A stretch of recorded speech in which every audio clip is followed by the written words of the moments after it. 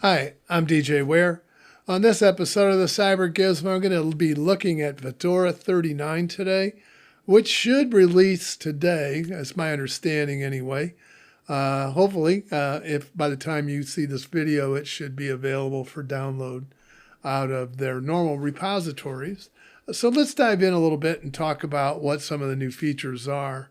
But before we do that, let's talk about one thing, which is Fedora releases a new version of their operating system and spins, their distribution and all their spins, about every 6 months. Those are supported for 13 months, and that's just to give you an opportunity if you want to skip one, you can. In this release of 39, there's a new LXQt image, which includes support for ARM. And and then the second thing is at least the ones I know about that are written up in their notes is that Fedora Silverblue and Kernel are based on the RPM OS tree unified core mode. I don't know about Onyx. Onyx is the budgie version of an immutable file system. So I don't know what they use, but I would guess it's probably similar, since they all use kind of the same baseline code to get started. But what do you need to run this? So for the workstation, which would be GNOME-based, it says you need a single CPU with at least 1 gigahertz of frequency, 2 gig of memory, 20 gig of disk, and 1024 by 768 display.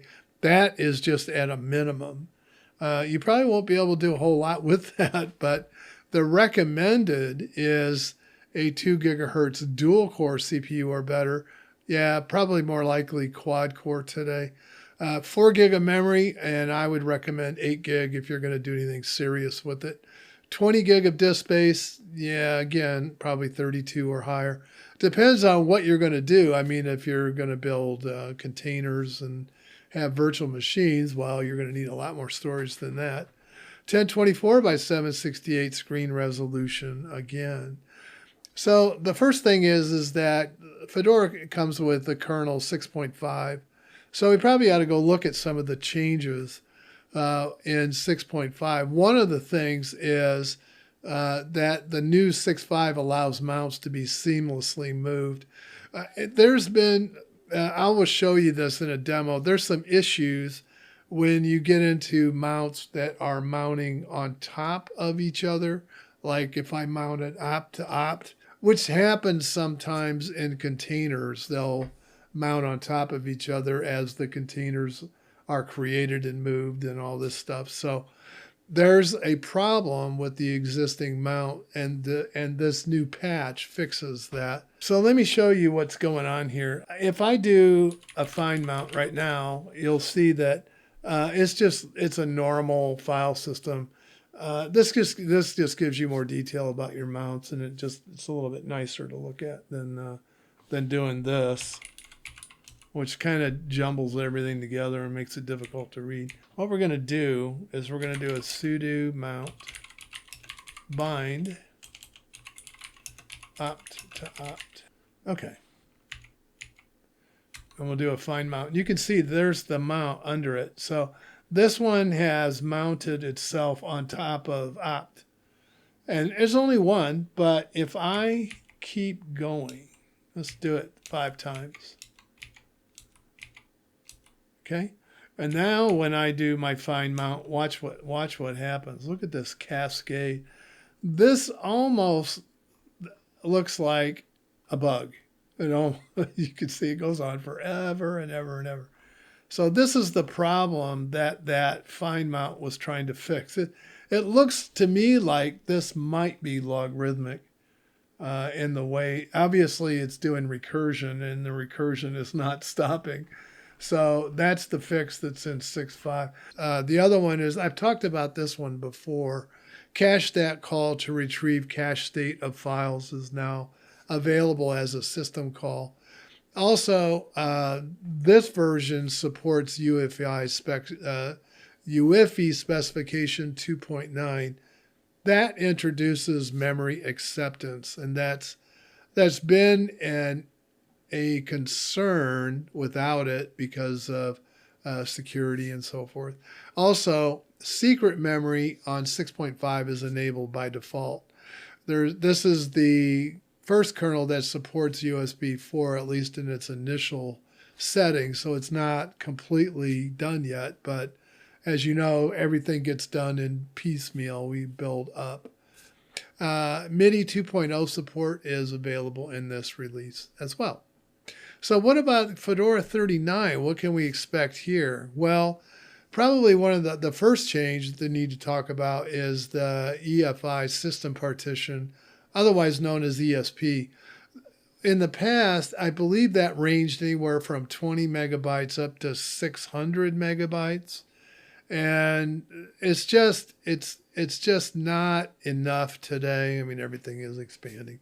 So they have changed it to be 500 megabyte.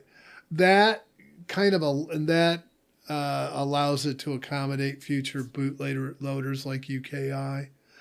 Also, this makes it the ESP align better with what Microsoft Windows is doing with Windows 10 and up. Also, the Noto font for Indic or Indian languages has been changed. There's an easier method to install fonts, although I didn't think that the old method of installing fonts was really that bad, but this is definitely a lot easier. Fedora Onxy is a new immutable variant of Budgie desktop. That is I don't know if that's still, it's not listed in the spin, at least it wasn't, so that may still be one that's not an official spin yet.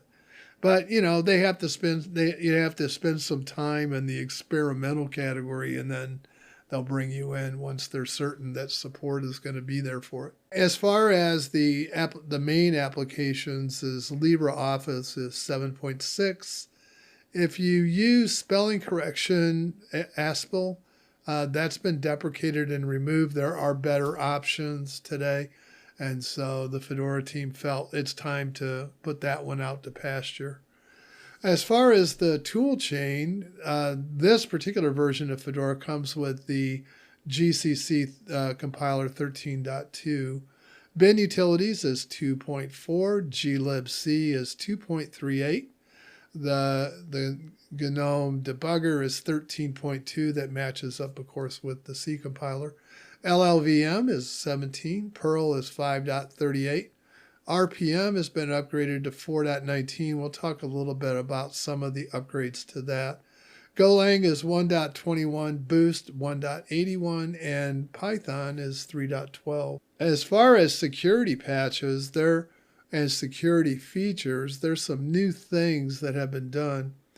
So libeff34 is a trampoline that's been changed to use static memory.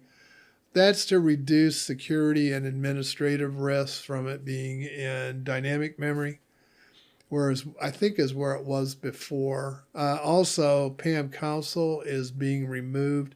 The team felt there was just too many open security issues with it. The maintainers weren't keeping up, and so they have removed that. Passkey authentication is made available on Fedora 39 if you are using centrally managed users. That is, if you have an LDAP or you're using Active Directory, then you can turn passkeys on. Okay, I've rebooted, so I want to make sure that it's clean. Now we don't have any weird caching going on. So let me get this a little bit bigger. All right, let's start with what we usually look at. Let's look at the 12 gig. Now I have added some other packages to this, so it has grown substantially since I would say it was about 9 gig, I think, when I installed it. All right, let's look at HTOP. 1.1 gig, 129 tasks, 382 threads. Looks like we've got about 2%, maybe 3%, maybe 4% activity to the CPU. So not a lot. Let's take a look at the app caches. Let's see. Looks like it's about 1.41 gig in total. I'll be right back while this runs. All right, we're all done. Let's take a look. 67. That, of course, is below 70. That's failing. Is there anything new? I think we probably have, yeah, IP tables. It's loaded, but no rules. So it's going to count that as a warning. That's going to kick us down pretty hard. Let's see, anything new in here from any of the previous times I've run this on at other times. I've been using this tool for over almost 2.5 years now. Yeah, there's nothing new here as far as what the tool does. Let's see what file systems that we have. And our root is mounted on SDA3. Oh, look at there, ext4. They have reverted. Wow. I wonder if I was going to check and see if they mounted home. Well, you could always do that yourself. Yeah, you could always add the file system for home. I think, ButterFS would be fine on the home partition, I think. But it looks like they backed off of ButterFS finally. Now, I noticed that on some of the spins, ButterFS is still primary, like on the Mac version of KDE, it's ButterFS still. I mean, you can always change this. If you really like ButterFS and you want to have it back, you can always put it on as a custom.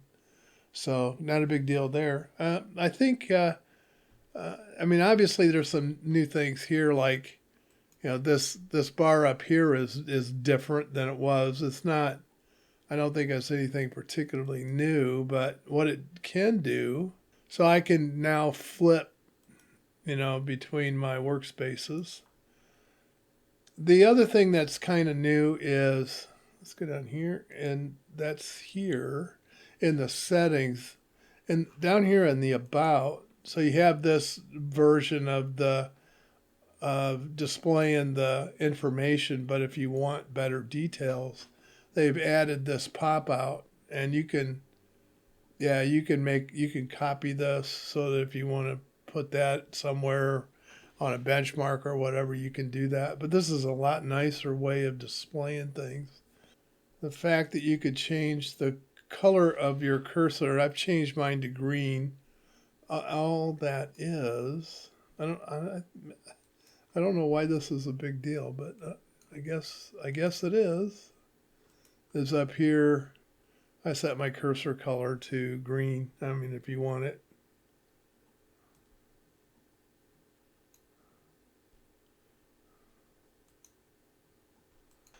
All right, so let's look at the benchmark results. I'm just going to look at the summary. I'll put the full detail at the end, so if you want to watch that, you can. I have 11 different distros here that I have collected benchmark data for using Phoronix. So let's go through them. This is the harmonic mean for the MIBI per second test results. You have Ubuntu 23.10, Manjaro, Fedora 38, Endeavor, Fedora 39. This is Ubuntu with ZFS as the root file system. This is the older 2304, Linux Mint 6, Debian 12, Red Hat 9.2, and then this is Fedora running on the Mac Mini. So that would be the Psi Fedora spin for KDE. So the fastest one is Ubuntu 23.10, but you can see there's not a whole lot of difference between these top four. Then it starts to drop down a little bit, but Fedora does pretty well here. I mean, I'm not saying that's a huge difference between the two. They're not. And then we kind of have a grouping here from Ubuntu ZFS down where they're kind of all in the same spot. And of course, the Mac Mini is going to be last on this one. As the harmonic mean for the IOPS test looks fairly similar, except Ubuntu 2304 kind of squeaks into the lead. But again, this is not a huge difference. Endeavor, Manjaro, Debian, Linux Mint, Debian edition. This is Red Hat. And then we have Fedora on the Mac Mini, Fedora 39, Fedora 38, and then Ubuntu on ZFS in the last place. Harmonic mean megabytes per second. The Mac Mini does extremely well here. I don't know, maybe this thing is just ignoring the you have to give it a value to tell it not to use the caches. This looks like it might be cheating, given the fact that it's so blown out. I haven't checked that, but the message parameter I passed to this is to do direct. So I'm not sure why that is so huge.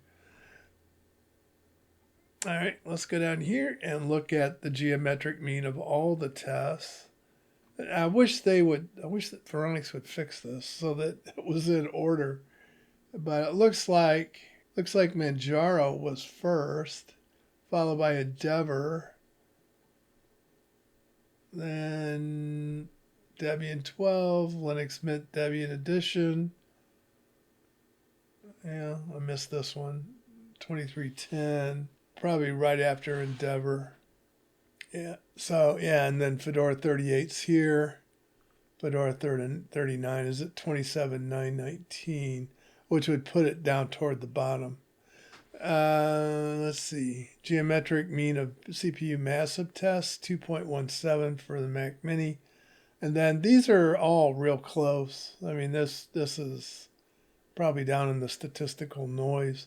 So yeah, I would say, with the exception of the way the Mac ran on the CPU massive test, it did really well. Geometric mean of the disk suite looks like Ubuntu Endeavor, then Ubuntu 2310. So the older one is actually running a little bit faster. Fedora 39 is down here toward the bottom, but yeah, I'm not sure. I have to look and see what I/O optimization is turned on for this. You probably remember I did a benchmark on that before where we looked at that. I'll probably need to do that again. That seems weird that it would be that different than these others. Geometric mean, memory tests. Geometric mean, yeah, so the Mac Mini does well. The rest of them are kind of lumped in a pack. Single threaded tests. 2310 comes out on top. The last is the Fedora 39 on the Mac Mini. Fedora 39 score is right about again, this is so close. Oddly enough, Ubuntu on ZFS does really well. Fedora's, it's kind of being outshone by Manjaro and 2310. You can see that's Fedora right there. Not a lot of wins. In the last place, ouch, it ends up in the very bottom. Although it's sort of tied with the Mac Mini. I mean, but you got to remember a lot of these are really close together. So this is because, if you look at some of these differences, they're not that far apart. So, all right, like I said, I'll put up the details at the end for you so you can look at the individual results.